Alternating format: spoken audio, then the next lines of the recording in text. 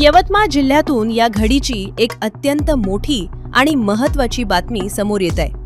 ढाणकी शहरात महावितरणच्या smart meter योजनेविरोधात नागरिकांचा तीव्र संताप पाहायला मिळत आहे। स्मार्ट मीटरला कडाडून विरोध करत आज ढाणकी शहरात कडकडीत बंद पाळण्यात आला असून हजारो नागरिक रस्त्यावर उतरलेत। शहरातील आठवडी बाजारातून महावितरण कार्यालयावर एका भव्य आणि ऐतिहासिक मोर्चाला सुरुवात झालीय।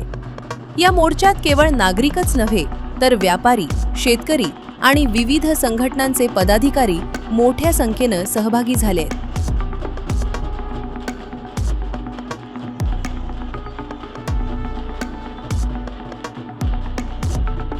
आणि त्या स्मार्ट मीटरच्या माध्यमातून या ठिकाणी जनतेची आर्थिक पिळवणूक होत आहे। त्या ठिकाणी जर पहिल्या मीटरचं 400 बिल येत होतं तर आता ते 4000 बिल आलं, म्हणजे 4 पटाने 10 पटीने बिल त्या ठिकाणी या स्मार्ट मीटरच्या माध्यमातून आलं।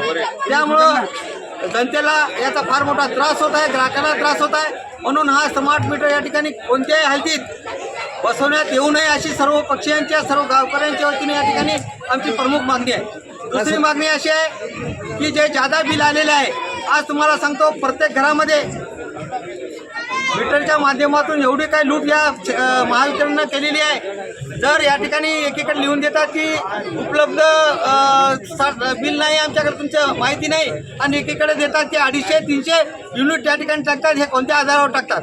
आताच आपण पाहिलं की ते नाकले ते इंजिनियर आहे, हे त्या ठिकाणी सर्व पक्षीय जर आंदोलन करायला गेले, कोणता विषय घेऊन गेले तर त्या ठिकाणी ते अट्रॉसिटी करण्याची धमकी देतात आणि सामान्य माणसाला ते अशी असभ्य वर्तणूक देतात। त्यामुळे त्याची निलंबित होणं गरजेचं आहे।